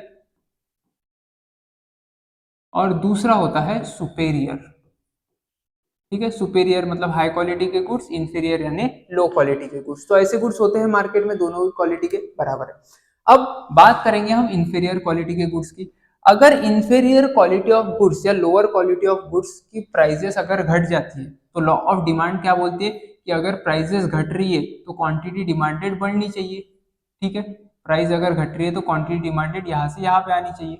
बट ये ऐसा नहीं होता। मान लो एक हम एक रेस्टोरेंट में गए खाना खाने के लिए और हमारे पास 100 रुपए है। 100 रुपए में तुम सब्जी मंगा सकते हो, ठीक है, ZIJI जो भी है, 50 रुपए की होती है, ठीक है। दाल आती है उसमें, सब्जी नहीं, सिर्फ दाल आती है। और 50 रुपए की तुम मंगाते हो रोटी, रोटी, ठीक है, रोटी मंगाते हो। अब 100 रुपए इसमें खर्च हो जाते हैं। अब मान लो कि ये जो रोटी की प्राइस है, अब 5 रोटी आती है इसमें, एक रोटी की बात नहीं कर रहा हूं, तो एक रोटी कितनी होगी, ₹10 पर रोटी। हाँ, मान लो कि ये रोटी की प्राइस गिर गई और रोटी की प्राइस हो गई ₹5 पर रोटी, तो क्या होंगी सर, लॉ ऑफ डिमांड बोलता है कि रोटी की प्राइस अगर बढ़ गई तो रोटी की क्वांटिटी डिमांडेड या क्वांटिटी कंज्यूम बढ़ जानी चाहिए। तो 5 क्वांटिटी जो कंज्यूम कर रहे हो वो कितनी होनी चाहिए थी, 6 या 7 हो जानी चाहिए थी। बट एक्चुअल में ऐसा होता नहीं। क्या होता है, ये होता है कि अगर 100 रुपए है और रोटी, 5 रोटी खरीदने में, ठीक है, 5 रोटी, ₹5 पर रोटी इंटू 5, कितने रुपए चले जा रहे हैं, ₹25। तो वो अपने जो रोटी का कंजम्पशन है वो नहीं बढ़ाता, वो अभी भी 5 रखता है। उसके बदले क्या कर देता है, जो दाल है उसको पनीर में शिफ्ट कर देता है। वो बोलता है कि कितने बच गए, 50 की दाल आती थी, 75 का पनीर आता है, तो वो क्या कर देता है, अपना पनीर का कंजम्पशन बढ़ा देता है। इससे क्या देखने को मिला, इससे ये देखने को मिला कि जैसे जैसे मेरी प्राइस कम हो गई, मेरी क्वांटिटी डिमांडेड उसी लेवल पे रह गई। जहां पे मेरी क्वांटिटी डिमांडेड घटनी चाहिए थी वो ना घटते हुए वो सेम लेवल पे रह गई, ठीक है। यहाँ पे भी देखो, पहले भी 5 रोटी ही कंज्यूम करता था, बाद में भी 5 रोटी ही कंज्यूम कर रहा हूँ। जब जब प्राइस कम हो गई तभी मेरे को कुछ फर्क नहीं पड़ा। एक्चुअली उल्टा बना दिया ग्राफ, सॉरी सॉरी। हाँ,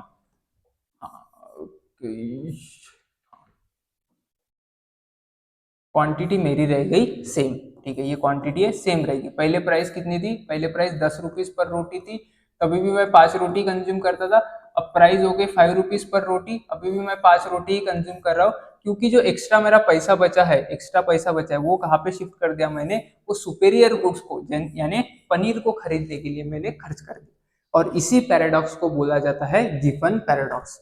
Inferior goods or low quality goods are those goods whose demand does not rise even if their prices falls, even if their prices falls, even if their prices falls. At times demand decreases when price of such commodity falls. Sir Robert Giffen observed the behavior in England in relation to bread. He noted that when the price of bread declined, people did not buy more because of an increase in their real income or purchasing power. They preferred to buy superior goods like meat. This is known as Giffen's paradox. समझा कि अगर inferior goods की price कम हो जाती है तो हम जो एक्स्ट्रा पैसे बच जाते हैं, जो एक्स्ट्रा परचेसिंग पावर बच जाती है, वो सुपेरियर गुड्स को परचेस करने के लिए या खरीदने के लिए बचा लेते हैं। ठीक है, तो इसको थोड़ा सा अच्छे से लिखूं क्या मैं?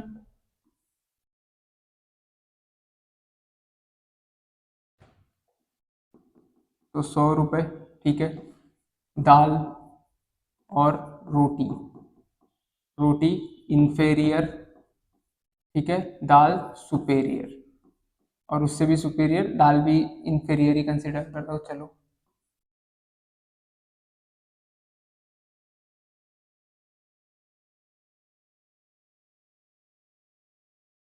दाल इंफेरियर, ठीक है। अब 10 रुपए की एक रोटी इंटू 5, और दाल कितने की? 50 की। तो बिल कितने का हो जाएगा? बिल हो जाएगा ये 50, और ये 50 100 रुपए का, ठीक है, 100 रुपए। अब क्या हो गया? अब चेंजेस हो गया क्या? 100 रुपए की, हमारे पास 100 रुपए थे, रोटी हो गई सस्ती, रोटी जो इंफेरियर गुड्स है, ठीक है, वो कितने की हो गई? वो हो गई 5 रुपए की। हमने रोटी का कंजम्पशन नहीं बढ़ा दिया, हमने बोला 5 ही रोटी कंज्यूम करेंगे, तो बिल कितने का बनेगा इसका? 25 का बनेगा। और जो 25 रुपए बच गए, उससे हमने क्या किया? उससे हमने पनीर लिया, ठीक है। पनीर कौन सा गुड्स है? सुपेरियर गुड्स है, तो सुपेरियर गुड्स का कंजम्पशन बढ़ गया। वो कितने का आता है? वो 75 का आता है। बिल कितने का बना? अभी भी बिल बना 75 प्लस 25, 100 रुपए का। तो अपने को क्या देखने को मिला? In price, when price of roti decreased, its quantity demanded remained same,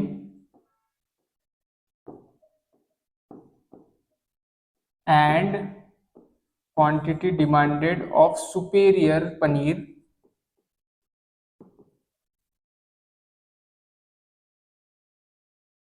increased, ठीक है। Quantity demanded of superior paneer increase होगा, ये एग्जांपल याद रहेगा तो गिफन पैराडॉक्स याद रहेगा। और किसने निकाला था ये? सर रॉबर्ट गिफन ने। इसलिए उनके ऊपर ऐसे गुड्स को जो इंफीरियर नेचर के हैं उनको गिफन गुड्स बोला जाता है, और ये जो चीज होती है उसको गिफन पैराडॉक्स बोला जाता है। तो रोटी क्या हो गया? गिफन गुड हो गया अपने केस में। ओके, गिफन गुड, ठीक है। आगे प्रेस्टीज गुड्स। प्रेस्टीज गुड्स का क्या होता है? ये सोशल प्रेस्टीज के लिए लिए जाते हैं, ये एक्सपेंसिव होते हैं, और जैसे जैसे उनकी प्राइस बढ़ी हुई दिखती है, तो उसका उससे आने मिलने वाला प्रेस्टीज प्रेस्टीज भी बढ़ जाता है, ठीक है। तो जैसे जैसे प्राइस बढ़ी, उसकी क्या बढ़ गई? प्राइस बढ़ गई, तो प्रेस्टीज भी बढ़ गया। इसीलिए जब उसकी प्राइस बढ़ती है तो प्रेस्टीज बढ़ने के कारण उसकी क्वांटिटी डिमांडेड भी बढ़ जाती है। इसीलिए वापस ग्राफ कैसे बनेगा? देखना, कम क्वांटिटी कम प्राइस पे, और जैसे प्राइस बढ़ गई वैसे क्वांटिटी डिमांडेड भी ज्यादा, तो ये अपवर्ड स्लोपिंग ग्राफ बनेगा। ये एक एक्सेप्शन रहेगा, ठीक है। यहाँ पे भी ग्राफ अलग बनेगा। यहाँ पे भी ग्राफ कैसे बना था? अपन ने देखा था कि इंफेरियर गुड्स की क्वांटिटी डिमांडेड उतनी ही रह गई इररिस्पेक्टिव ऑफ देयर प्राइस। तो ये भी क्या है? एक एक्सेप्शन है। जो डाउनवर्ड स्लोपिंग ग्राफ नहीं बनाता वो पूरा क्या हो जाएगा? एक्सेप्शन में चला जाएगा। तो ये एक एक्सेप्शन है, और दूसरा कौन सा एक्सेप्शन है? ये एक एक्सेप्शन है, ठीक है, अपवर्ड स्लोपिंग, अपवर्ड स्लोपिंग। हाँ चलो आगे बढ़ते हैं। स्पेक्यूलेशन। स्पेक्यूलेशन क्या होता है? कि हम कोई गुड्स या सर्विस खरीदते हैं इस एक्सपेक्टेशन में कि आगे चल के उस गुड्स एंड सर्विसेज की प्राइस बढ़ेगी, हम उसे बेच देंगे, और ये जो बीच का मार्जिन है वो हमारा क्या हो जाएगा? प्रॉफिट हो जाएगा। मान लो 20 में खरीदा है, 30 में बेच देंगे, तो प्रॉफिट कितने का हो जाएगा? 10 रुपए का। तो इस एक्सपेक्टेशन में, ठीक है।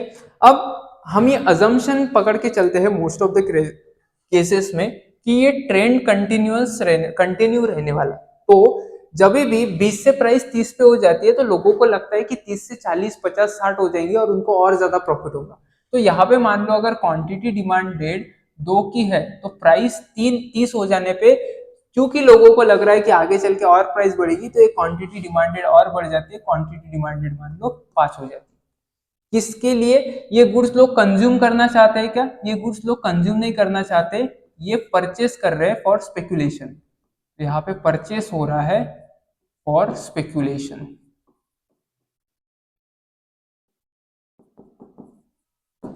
ठीक है, गुड्स को परचेस किया जा रहा है स्पेकुलेशन। सिमिलरली उल्टा भी हो सकता है, अगर गुड्स की प्राइस कम हो गई तो लोगों को लगता है कि और प्राइस कम होंगी। मान लो गुड्स की प्राइस 10 पे आ गई तो उसकी क्वांटिटी डिमांडेड वापस से कम हो जाती है, 1 पे आ गई। और मान लो और अगर प्राइस यहाँ पे 5 रुपए की हो गई, ठीक है, तो लोगों को लगता है कि अरे यार ये तो जीरो ही होने वाला है, कुछ समय बाद ऐसा लग रहा है, तो क्वांटिटी डिमांडेड इसकी क्या हो जाती है? जीरो हो जाती है। समझा? तो यहाँ पे उल्टा चलता है, जैसे जैसे कम प्राइस कम क्वांटिटी डिमांडेड, क्वांटिटी डिमांडेड कम प्राइस कम, और जैसे जैसे प्राइस बढ़ जाती है वैसे वैसे क्वांटिटी डिमांडेड भी बढ़ जाती है। तो ग्राफ कैसे बनता है? वापस अपवर्ड स्लोपिंग ग्राफ बनता है, या अपवर्ड स्लोपिंग डिमांड कर्व बनता है, ये बोलेंगे। ठीक है, ये भी कैसा है? Upward sloping. किसके केस में? स्पेकुलेशन के केस में। नेक्स्ट आता है प्राइस इल्यूजन। प्राइस इल्यूजन यानी क्या लगता है? हमें लगता है कि हाई प्राइस गुड्स में ज्यादा क्वालिटी होगी और ज्यादा बेनिफिट्स होंगे। ठीक है, ऐसे बहुत बार इंस्टाग्राम वगैरह पे देखे होंगे कि उन्होंने क्या किया कि स्ट्रीट के 2-3 गुड्स उठा के ला लिए, या बहुत सारे गुड्स उठा के ला लिए और एकदम अच्छे से शोरूम में रखे और उसकी प्राइस 10 गुना 20 गुना 100 गुना बढ़ा दी। तो लोगों को लगा वो सच में हाई क्वालिटी के गुड्स है क्या, और उन्होंने खरीदना चालू किया। तो ये सोशल एक्सपेरिमेंट इंस्टाग्राम वगैरह पे देखने को मिलते हैं अपने को।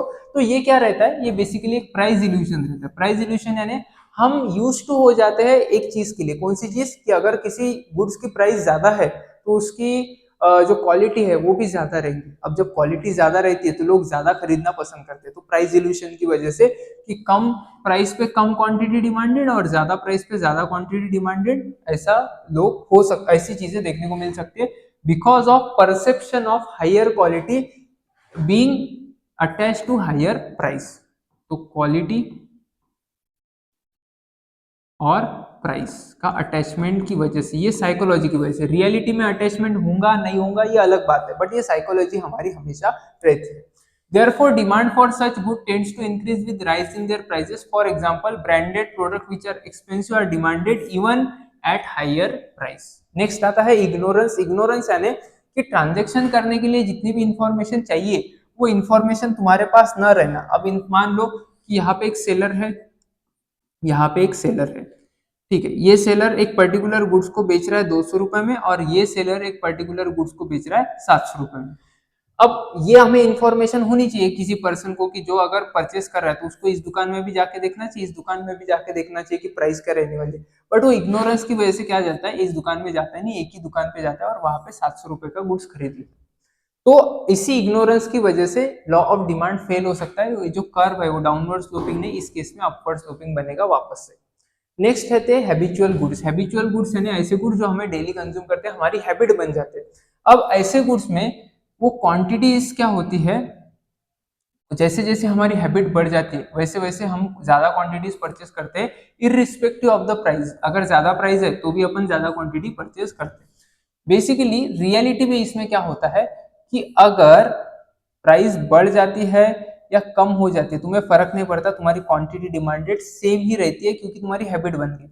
फॉर एग्जांपल तुम टी की तुम्हारी हैबिट है तो क्वांटिटी कुछ क्वांटिटी डिमांडेड तुम्हारी अगर 1 कप है डेली की तो वो 1 कप ही रहेंगी इररिस्पेक्टिव ऑफ प्राइस। चाय की प्राइस अगर 10 है या चाय की प्राइस 50 है तो भी तुम्हारी क्वांटिटी डिमांडेड 1 कप ही रहेंगी। तो क्वांटिटी में चेंज होगा भले ही कितना भी प्राइस में चेंज हो जाए। ठीक है, नेक्स्ट आता है वेरिएशन इन डिमांड। अब डिमांड चेंज होती है और ये चेंज किस वजह से हो रही है वो बहुत मैटर करता है। अगर ये डिमांड में चेंज हो रहा है प्राइस की वजह से, किसकी वजह से? प्राइस की वजह से, और नॉन प्राइस फैक्टर अगर कांस्टेंट रह रहे हैं तो उसको बोला जाता है वेरिएशन इन डिमांड। वेरिएशन किसकी वजह से होता है? प्राइस की वजह से। समझना, वेरिएशन किसकी वजह से? प्राइस की वजह से। ठीक है, अब वापस डिमांड कर्व निकालेंगे। ये डिमांड कर्व हो गया, ये हमारी होगी क्वांटिटी एक्स एक्सिस,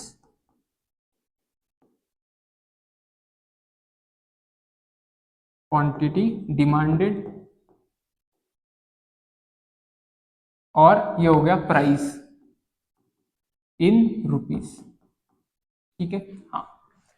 अब कैसा स्लोप निकलता है, डिमांड कर्व कैसा निकलता है, हमेशा डाउनवर्ड स्लोपिंग। अब ध्यान से समझना क्या हो रहा है। जैसे जैसे मेरी प्राइस कम होते जा रही है, वैसे वैसे मार्जिनल यूटिलिटी बोलो या इनकम इफेक्ट बोलो या कौन से भी इफेक्ट से बोलो, सब्स्टिट्यूशन इफेक्ट से बोलो, जैसे जैसे प्राइस कम होती जाती है वैसे वैसे मेरी क्वांटिटी डिमांडेड बढ़ जाती है। तो क्वांटिटी डिमांडेड यहाँ पे हो रही है इंक्रीज, तो इसको बोलते हैं expansion of demand, expansion of demand. ठीक है, किसकी वजह से हुआ, प्राइस कम होने की वजह से। तो when price get reduce demand gets expanded. उसके उल्टा चीज होती है कॉन्ट्रैक्शन ऑफ डिमांड। कॉन्ट्रैक्शन, मान लो तुम यहाँ पे थे, ठीक है, पहले तो एक एक्स एक्सिस और ये रहेगा वाई एक्सिस, ठीक है, प्राइस वाला, और ये क्वांटिटी वाला। क्वांटिटी किस में भी लिख सकते हो, केजीज में, यूनिट्स में, लीटर में, चलेगा, मैं किसी में भी नहीं लिखता हूँ। इस प्राइस पे हम कि क्या है, हमारी क्वांटिटी डिमांडेड ज्यादा है क्योंकि प्राइस बहुत कम चल रही है। बट मान लो प्राइस इंक्रीज हो गई सडनली और इस केस पे आ गए तुम, तो जैसे जैसे प्राइस इंक्रीज होंगी हमारी क्वांटिटी डिमांडेड घट जाएंगी। और यहाँ पे मान लो क्वांटिटी डिमांडेड यहाँ पे आ गई और प्राइस यहाँ पे, तो दोनों का जो पॉइंट बनेगा वो कहाँ पे बनेगा, यहाँ पे बनेगा। ठीक है, और उसको अपन फिर मैच कर देते वापस से। क्या हो गया, मैं इनिशियल पॉइंट से कहाँ तक पहुंचा, मैं यहां से निकला और यहां तक पहुंच गया। इसको बोलते हैं contraction of demand, contraction of demand. ठीक है, कॉन्ट्रैक्शन ऑफ डिमांड किसकी वजह से हुआ, प्राइस की वजह से। तो एक्सपांशन और कॉन्ट्रैक्शन हमेशा किसकी वजह से होगा, प्राइस की वजह से। एक्सपांशन में क्वांटिटी डिमांडेड बढ़ जाएंगी, कॉन्ट्रैक्शन में क्वांटिटी डिमांडेड घट जाएंगी। ठीक है, तो ये होता है expansion of demand and contraction of demand. बहुत ही सिंपल है। एक्सपांशन में quantity demanded right side, contraction में क्वांटिटी डिमांडेड लेफ्ट साइड। सिर्फ चेंजेस जो होंगे वो कौन से इसमें होंगे, एक्स एक्सिस में चेंजेस होंगे, किसकी वजह से, वाई एक्सिस यानी प्राइस की वजह से। ठीक है, तो ये एक्सपांशन और कॉन्ट्रैक्शन। अब अगर तुम्हारी क्वांटिटी डिमांडेड चेंज हो रही है किसी नॉन प्राइस फैक्टर की वजह से, जो मैंने लिस्ट लिखी थी ना इसी के कारण लिखी थी, अगर किसी नॉन प्राइस फैक्टर की वजह से तुम्हारी क्वांटिटी डिमांडेड चेंज हो रही है ना, तो उसमें डिमांड कर्व में अलग इफेक्ट जाता है। कैसे, मान लो, हाँ, अब पहले बात करेंगे इंक्रीज इन क्वांटिटी डिमांडेड, ये एक्स एक्सिस, ये वाई एक्सिस। ठीक है, अब मान लो पहला डिमांड कर्व यहां पे बना था। अब नॉन प्राइस फैक्टर को कंसीडर करते, तुम्हारी इनकम बढ़ गई, चलो तुम्हारी इनकम बढ़ गई, तुम्हारी इनकम बढ़ने से ऑफकोर्स सर क्वांटिटी डिमांडेड बढ़ जाएंगी। अगर मैं 2 रुपए पे पहले 5 क्वांटिटी, 2 रुपए पे अगर 5 क्वांटिटी पहले खरीदता था, अभी 7 खरीदूंगा। सिमिलरली अगर 4 रुपए पे मैं 3 क्वांटिटीज खरीदता तो अभी 4 क्वांटिटीज खरीदूंगा किसी भी गुड्स की। ठीक है, तो ये मुझे समझ में आ रहा है कि मेरे इनकम बढ़ने से हर एक प्राइस पॉइंट की, समझना समझना समझना, हर एक प्राइस पॉइंट की मेरी क्वांटिटी डिमांडेड क्या हो गई है, बढ़ गई। इसकी वजह से क्या हो जाएगा, ये देखो, इस प्राइस पॉइंट की क्वांटिटी डिमांडेड ये थी, ये थोड़ी बढ़ जाएगी। ठीक है, इस पॉइंट की भी क्वांटिटी डिमांडेड ये थी, ये थोड़ी यहाँ पे आ जाएगी। तो एक नया कर्व तैयार हो जाएगा, या फिर हम बोल सकते हैं कि मेरा कर्व शिफ्ट हो जाएगा कौन से डिरेक्शन में, राइट डिरेक्शन में, राइटवर्ड शिफ्ट। अब ये जब कर्व राइटवर्ड शिफ्ट होता है उसी को बोला जाता है increase in demand. Curve rightward shift क्यों हो गया, क्योंकि इनकम बढ़ने से सर हर प्राइस पॉइंट पे अब मैं ज्यादा चीजें अफोर्ड कर सकता था, तो इनिशियल जो क्वांटिटी डिमांडेड थी वो हर प्राइस पॉइंट पे मेरी क्वांटिटी डिमांडेड बढ़ गई, जिसकी वजह से ये क्वांटिटी डिमांडेड बढ़ गई। प्राइस उतना ही था पहले, उसी रुपए, मान लो 10 रुपए पे, ठीक है, 10 रुपए में अगर मैं 5 कमोडिटी परचेस कर सकता था तो आज 7 कर रहा हूं। तो हर प्राइस पॉइंट पे ये होगा और जिसकी वजह से कर्व शिफ्ट होगा। इससे ही उल्टा ही डिक्रीज में होगा।